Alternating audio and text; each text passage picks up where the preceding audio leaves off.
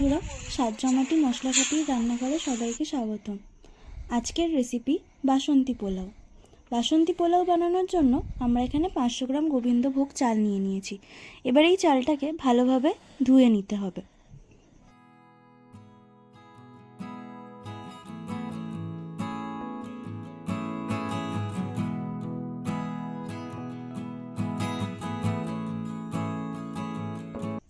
চালটাকে ভালোভাবে ধোয়া হয়ে গেছে, এবারে জলটা ছেঁকে নিতে হবে।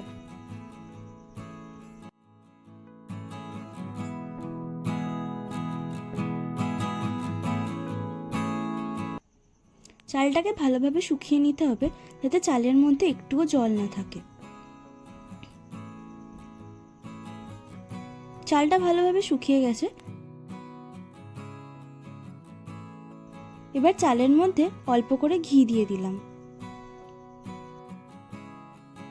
এবার হলুদ গুঁড়ো দিয়ে দিলাম।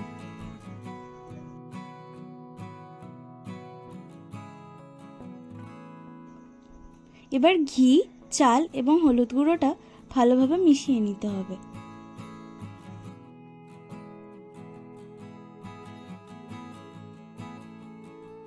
ঘি এবং হলুদ গুঁড়োটা ভালোভাবে চালের সাথে মিশিয়ে নিতে হবে যাতে প্রত্যেকটা চালের গায়ে ঘি এবং হলুদ গুঁড়োটা ভালোভাবে লেগে যায়।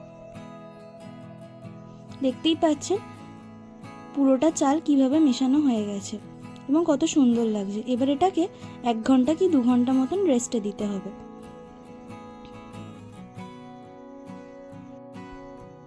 এবার একটা কড়াই নিয়ে নিয়েছি। কড়াইটা ভালো করে গরম হয়ে গেছে, তার মধ্যে তেলটা দিয়ে দিলাম। আমরা এখানে সাদা তেল ইউজ করছি। সাদা তেলের সাথে আমরা অল্প একটু ঘিও নিয়ে নেব। ঘি ইউজ করলে কি হবে, রান্নার সেন্টটা খুব ভালো আসবে। তেল এবং ঘিটা ভালোভাবে মিশিয়ে নিতে হবে।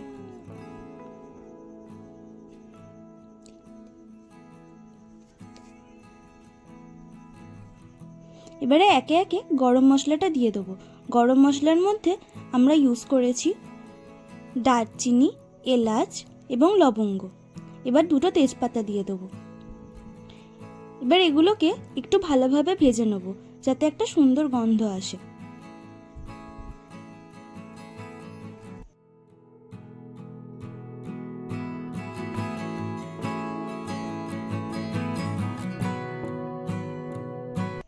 এবার আদা বাটাটা দিয়ে দেবো, দিয়ে ভালো করে ভেজে নেব।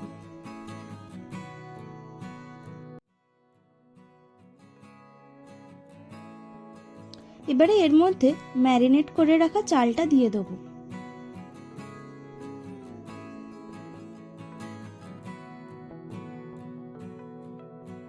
এবারে চালটা তেল এবং ঘিয়ের মধ্যে ভালোভাবে ভাজতে হবে।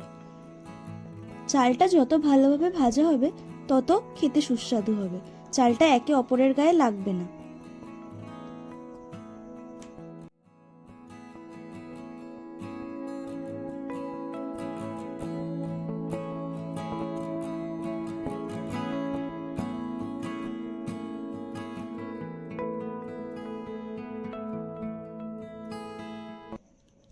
পুরো পোলাওটাই কিন্তু একদম অল্প আঁচে করতে হবে, নইলে কিন্তু ধরে যাবে।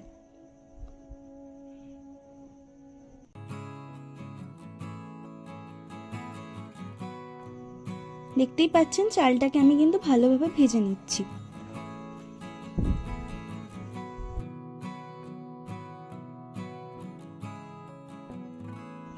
এবার চালের মধ্যে অল্প একটু লঙ্কার গুঁড়ো দিয়ে ভালোভাবে ভেজে নেব।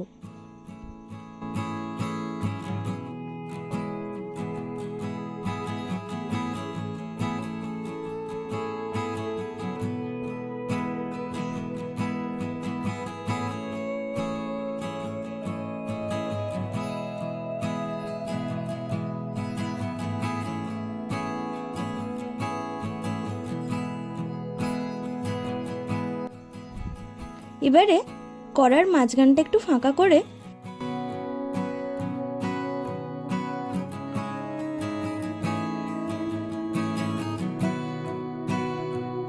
তার মধ্যে একটু ঘি দিয়ে কাজু এবং কিশমিশটা ভালোভাবে ভেজে নেব। কাজু আর কিশমিশটা কিন্তু আমি আগে থেকেই একটু জলে ভিজিয়ে রেখেছিলাম যাতে ওগুলো একটু নরম হয়ে যায়। ঘিয়ের মধ্যে কাজু এবং কিশমিশটা দিয়ে ভালোভাবে ভেজে নিলাম। কাজু এবং কিশমিশটা অল্প একটু ভাজা ভাজা হলে সেটা পোলাওয়ের সাথে ভালোভাবে মিশিয়ে নিতে হবে।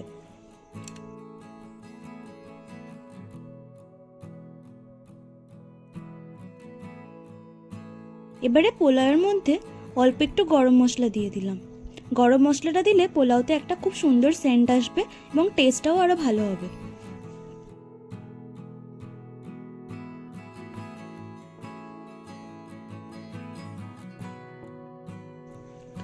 এবারে ভালোভাবে মিশিয়ে নিতে হবে।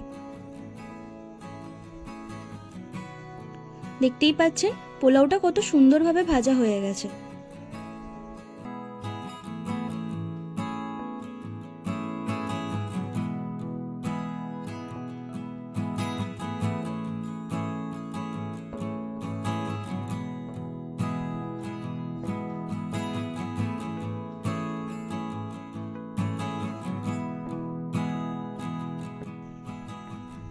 পোলাওয়ের চাল ভাজা কমপ্লিট।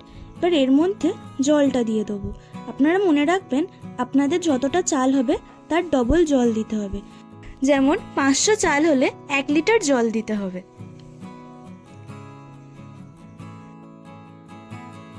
আমি এখানে 1 লিটার জল ইউজ করেছি। তারপরে পোলাওয়ের মধ্যে স্বাদ মতন নুন এবং স্বাদ মতন চিনি দিয়ে দিতে হবে।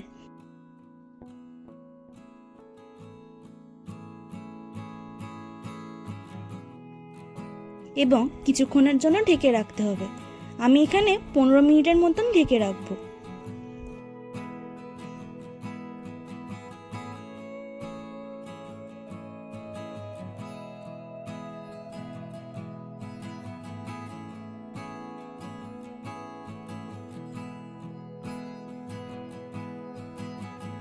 দশ মিনিট পরে আমি ঢাকাটা খুলে একটু এপার ওপার করে নেবো চালটাকে, যেহেতু মশলাগুলো অনেক ফুটতে ফুটতে সাইডে চলে যায়।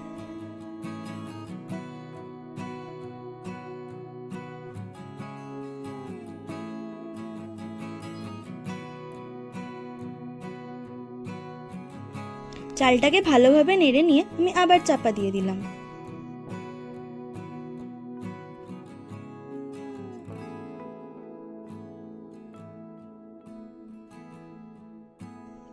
এবার 5 মিনিট পর ঢাকনাটা খুলে পোলাওটা আবার নাড়াচাড়া করছি। দেখতেই পাচ্ছেন পোলাওটা কিন্তু একদম রেডি হয়ে গেছে।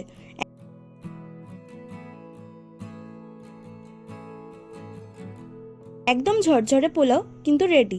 এবার এটাকে তুলে নেব।